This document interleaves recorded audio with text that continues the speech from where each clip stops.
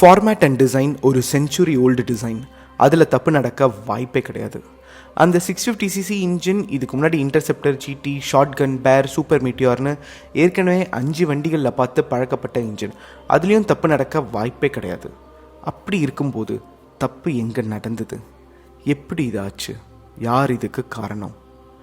Royal Enfield மட்டும் இல்லை, எல்லா மோட்டார் சைக்கிள் கம்பெனியுமே ஒரு 4 இன்ஜினை வச்சுக்கிட்டு ஒரு 6-5 மாடல் பண்ணுவாங்க. அதுதான் power of product diversification. Royal என்ஃபீல்டும் அப்படி தான். ஆனால் அதுக்குன்னு 650cc வச்சு இவ்வளோ எக்ஸ்பெரிமெண்ட்ஸா? ஷார்ட் கன் 650 உங்களுக்கு ஞாபகம் இருக்கா? 2 வருஷத்துக்கு முன்னாடி பொங்கலுக்கு ரிலீஸ் பண்ணாங்க, Jan 2024. இன்றைக்கி அந்த வண்டியை எத்தனை சிக்னலில் உங்களால் பார்க்க முடியுது, இல்லை ஹைவேல தான் எத்தனை வண்டிகளை பார்க்க முடியுது? அந்த நிலைமை தான் கிளாசிக் 650க்குமா? முன்னறிமுகம் இல்லாதவங்களுக்கு வணக்கம். என் பேர் அருண். அறிமுகம் உள்ள என் ஃப்ரெண்ட்ஸ் சப்ஸ்கிரைபர்ஸ்க்கு என்ன மக்களே, எப்படி இருக்கீங்க? கிளாசிக் 650யோட ஸ்பெக்கு, கலர்ஸு இதெல்லாம் உங்களுக்கு அவங்களோட அஃபிஷியல் வெப்சைட்லேயே கிடைக்கும். அங்கே கிடைக்காத first hand ride experience, first impression and fit to பர்பஸை இந்த வீடியோவில் நம்ம டீட்டெயிலாக பார்த்துடலாம். Top end model 4.47 lakhs chrome edition, weight 243 kilograms. இது வரைக்கும் லான்ச் ஆனதுலேயே ஹெவியஸ்ட் ராயல் என்ஃபீல்டு இது தான். Now let's begin. Design classic 350யோட அதே design, tiger eyes, retro meters, retro dials. இங்கே புதுசாக யோசிக்கிற வேலை ராயல் என்ஃபீல்டுக்கு ஒரு துளி கூட இல்லை. கிளாசிக் 350யோட ஒரு மேக்னிஃபைட் வெர்ஷன் தான் கிளாசிக் 650யோட ஓவரால் டிசைனே. கிளாசிக் 350யை உருகி லவ் பண்ணுறதுக்கு ஒரு பெரிய கல்ட் ஃபாலோயிங்கே இருக்குது. பேர்லையாச்சும் இருக்கட்டும்னு எத்தனை வண்டிங்க ஹைனஸ் அப்படின்னு பேர் வச்சுட்டு வந்தாலும் the real king of classic motorcycle design இந்த டிசைன் தான். எல்லாமே கரெக்டான ப்ரொப்போர்ஷன்ஸ், அழகான fuel tank, curved fenders, triangular side panels, chrome wheels, இன்ஜினில் இருந்து தும்பிக்கையாக திமுறும் ட்வின் எக்ஸாஸ்ட்டு கூட க்ரோமில் இழைச்சிருக்காங்க. விஷுவலி மாஸ், லிட்ரலியும் மாஸ் தான். சிங்கிள் சீட் செட்டப்பில் கூட ஒரு வெர்ஷன் இருக்குது. பில்லியன் சீட் வேணுமா? அதுவும் ரீசனபிளாக இருக்குது, பார்க்க அழகாக. ஒரு கலெக்டபிள் ஆர்ட் ஒர்க், ரோட்டில் ஓட்டாமல் வாங்கி வீட்டில் இன்டீரியர் டெக்கராக உங்கள் ஹாலில் வச்சுருந்தா கூட பார்க்க அவ்வளோ அழகாக இருக்கும், தப்பே கிடையாது. It's a true beauty. சாலிடான build quality, brushed aluminium finish, paint job, weld works, wiring discipline எல்லாமே சூப்பராக இருக்குது. ரோட்டரி சுவிட்சஸ் திடமாக இருக்குது, அதை ஆப்ரேட் பண்ணுறதுக்கு ரொம்ப ப்ரீமியமாக ஃபீல் ஆகுது. ரியர் வியூ மிரர்ஸ் கிளாசிக் சாம்க்கு ஒரு இன்டெக்ரல் பார்ட் தான், இல்லைன்னு சொல்லலை. அட் த சேம் டைம் இதோட ஃபங்க்ஷனாலிட்டியும் ரொம்ப பக்காவாக இருக்குது. இது ஒரு ரிலாக்ஸ்டான ரைட் ட்ரையாங்கிள். ஃபுட்பேக்கோட placement and handlebar placement ஒரு நோ பிரெய்னர், கமாண்டிங்காக இருக்கும். காண்போர் கண்களுக்கு மிட்டா மிராசு மாதிரி நீங்கள் கெத்தாக ரஃப்பாக தெரிவிங்க. ஆனால் அந்த சீனை நம்ம போடும்போது நமக்கு டஃப்பாகவே இருக்காது, நம்ம ரிலாக்ஸ்டாக உட்காந்து வருவோம். அதில் இந்த ஸ்டான்ஸில் 4 பூரா வண்டி ஓட்டலாம், 4 பூரா டூரிங் கூட போகலாம். அப்போ இந்த பைக்கில் போகலாமா? அவசரப்படாதீங்க மக்களே, இந்த ஸ்டான்ஸில் போகலான்னு தான் சொன்னேன். இதில் போகலாமான்னு இன்னும் கொஞ்ச நேரத்தில் சொல்கிறேன், காத்திருங்கள். சீட்டு நல்லா சாஃப்டாக இருக்குது, அது 1/2 an hour ஓட்டுறதுக்கு நல்லா இருக்குது. நான் ஸ்பெண்ட் பண்ண 1 hourல எனக்கு லைட்டாக பேக்கில் டைட்டாக ஃபீல் ஆச்சு. இன்னும் கொஞ்சம் திக்கான சீட்டு போட்டிருந்தா பெட்டராக இருந்திருக்கும். பட் இது காஸ்மெட்டிக் சேஞ்ச் தான், நம்ம கூட வெளியில் பண்ணிக்கலாம், ப்ராப்ளம் இல்லை. ஸ்டாக்கு கொஞ்சம் ஓவர் சாஃப்டாக இருக்குது அப்படின்றத நீங்கள் நோட் பண்ணிக்கணும், அதுக்காக இதை சொல்கிறேன்.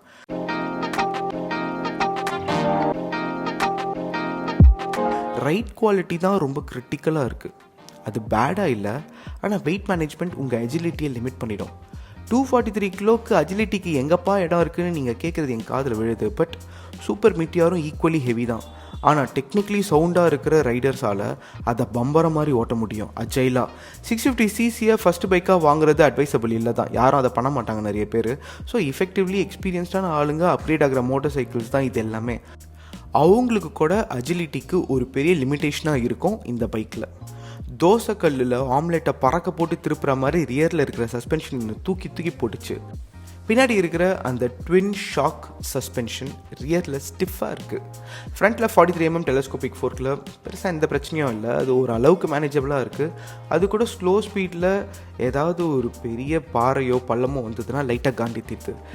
இந்த சஸ்பென்ஷன் டிபார்ட்மெண்ட்டில் தான் வண்டி நம்மளை லைட்டாக டிசப்பாயிண்ட் பண்ணிடுது. இன்ஜின் ஆஸ்பெக்டில் இது ஒரு ட்ரைட் அண்ட் டெஸ்டடான இன்ஜின். பவரும் சூப்பர், அது பாடுற பாட்டும் சூப்பர். எக்ஸாஸ்ட் ஒரு கிளாசிக் மெலோட்ராமா. டேபிளை பார்த்தீங்களா? வேறு எந்த என்ஜினை வச்சும் இத்தனை வண்டியை ராயல் என்ஃபீல்டு ரிலீஸ் பண்ணலை. புல்லட் 650ன்னு இந்த வருஷமோ அடுத்த வருஷமோ ஒன்று வந்தால் அதுவும் ஆச்சரியப்படுறதுக்கு ஒன்றும் இல்லை. 647.95cc BS6 engine, 46.39 bhp and a torque of 52.3 newtons. அந்த 52 newtons of torque நீங்கள் 5500 rpmஸில் உணரும்போது வர அந்த டாமினன்ஸ் இருக்கே, அது பயங்கரமான ஒரு டாமினன்ஸு. 1200cc ஷார்ட் ஸ்ட்ரோக்ஸ் உங்களை டக்குன்னு இம்ப்ரெஸ் பண்ணிடும். ஆனால் லாங் ஸ்ட்ரோக்ஸ் இன்ஜினோட அந்த டாமினன்ஸை அப்ரிஷியேட் பண்ணுறதுக்கு அந்த இன்ஜின்ஸோட சில நாட்கள் உறவாடணும். கியர்ஸோட ஈடுபாடை விட கிளச் அண்ட் த்ராட்டில் இன்புட்லேயே ஒரு வண்டியை கண்ட்ரோல் பண்ணுற அந்த ஆர்ட்டை நீங்கள் கற்றுப்பீங்க. நீங்களே அந்த வண்டியை சடனாக அக்ரெசிவாக ஓட்ட மாட்டீங்க, அதோட பீக்குக்கு அப்படியே ஜென்டிலாக எடுத்துகிட்டு போவீங்க. 650cc இருந்தாலும் 90 km/h தான் இதோட ஸ்வீட் ஸ்பாட். 90 to 100 மெயின்டைன் பண்ணால் ஸ்மூத்தாக ஹாப்பியாக வண்டி ஜம்முன்னு ஓடும். 110 வரைக்கும் எம்டி ரோட்ஸில் ஓகே, அதுக்கு மேலே வேணாம். இந்த ரைட் ஸ்டான்ஸில் ட்ராமேட்டிக் சுச்சுவேஷன்ஸில் ரைடர் ரொம்ப வல்னரபுளாக இருப்பாங்க. வண்டி 150 km மேலே ஓடும், அந்த இன்ஜினுக்கு அந்த பொட்டன்ஷியல் இருக்குது. நல்ல திடமான சாசி கூட ஓவர் வைப்ரேஷன் ஃபீலிங் எதுவும் நம்மளை இரிட்டேட் கூட பண்ணாது அந்த வண்டியில். ஆனால் கிளாசிக் 650ல் அந்த ஸ்பீடிங் பர்ஃபார்மன்ஸ் வேணாம். ஏன்னா இந்த வெயிட்டு இந்த ரைட் ஸ்டான்ஸில் ஹேண்ட்லிங் பண்ணுறதுக்கு அவ்வளோ செக்யூரான ஒரு செட்டப் கிடையாது. கிளச்சு டைட்டு, கியரிங் கிளங்கி பட் நீட்டாக இருந்தது. இந்த கிளச்சை பிடிச்சி டிராஃபிக்கில் ஓட்டினோன்னா டெய்லி ஜிம்முக்கு போய் உங்களோட ரிஸ்ட் ஸ்ட்ரென்த்தை இன்க்ரீஸ் பண்ணியே ஆகணும். கிரிப் ஸ்ட்ரென்த்துன்னு சொல்லுவாங்க. தான் ஓரளவுக்கு டிராஃபிக்கில் ஓட்டிடலானே வச்சுக்கோங்களேன், நீங்கள் ஒரு ஸ்ட்ராங்கான பர்சன்னா. இது ஒரு air oil cooled engine. So bumper to bumper டிராஃபிக்கில் லைட்டாக ஹீட்டு தெரியும். ஜீன்ஸ் போட்டு ஓட்டினா கூட அதை அட்ஜஸ்ட் பண்ணிடலாம். ஹைவேல தெர்மோடைனமிக்ஸ் பரவாயில்ல, அடிக்கிற காற்றுல ஹீட்டு டிசிபேட் ஆகிடும். சிட்டியில் ஸ்கில் இருந்ததுன்னா டிராஃபிக் ஃபில்டரிங் ஓரளவுக்கு முகம் சுளிக்காமல் பண்ணிடலாம். ஆனால் பிகினராக இருந்தால் ரொம்ப கஷ்டமாக இருக்கும். குறிப்பாக யூட்டர்ன்ஸு பார்க்கிங் எல்லாம் நைட்மேர் தான். கார்னர்ஸில் டயர்ஸு நல்ல க்ரிப்பாக இருக்குது, வளையலாம். ஆனால் ஃபுட்பெக்ஸ் கண்டிப்பாக தேயும். கிரவுண்ட் கிளியரன்ஸ் 154 mm தான். மோசமான ஸ்பீட் பிரேக்கர்ஸில் உஷாராக ஏற்றி இறக்கணுன்ற ஒரு வலுக்கட்டாயம் இருக்குது.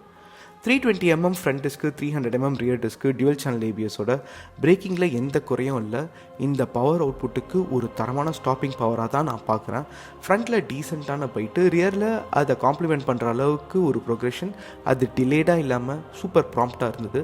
இந்த கேலிப்ரேஷன், இந்த வெயிட் மேனேஜ்மெண்ட்டுக்கு ப்ரிசைஸான கேலிப்ரேஷன், குட் ஜாப். இன்னொரு முக்கியமான பாயிண்ட்டு, ஸ்போக் வீல்ஸு கிளாசிக்கு ரொம்ப இம்பார்ட்டண்ட் லுக்ஸ் பெர்ஸ்பெக்டிவில். ஆனால் பங்க்சர் ஆச்சுன்னா இந்த வண்டியை தள்ளுறதுக்கு வாய்ப்பே கிடையாது. டெய்லி ஒரு பஞ்சர் உங்களுக்கு ஆக போகிறதில்ல, நீங்கள் கன்ஃபியூஸ் ஆக வேணாம். நீங்கள் கிளாசிக் 350 பஞ்சர் ஆகிறதுக்கும் இந்த வண்டி பஞ்சர் ஆகிறதுக்கும் வித்தியாசம் இருக்குது.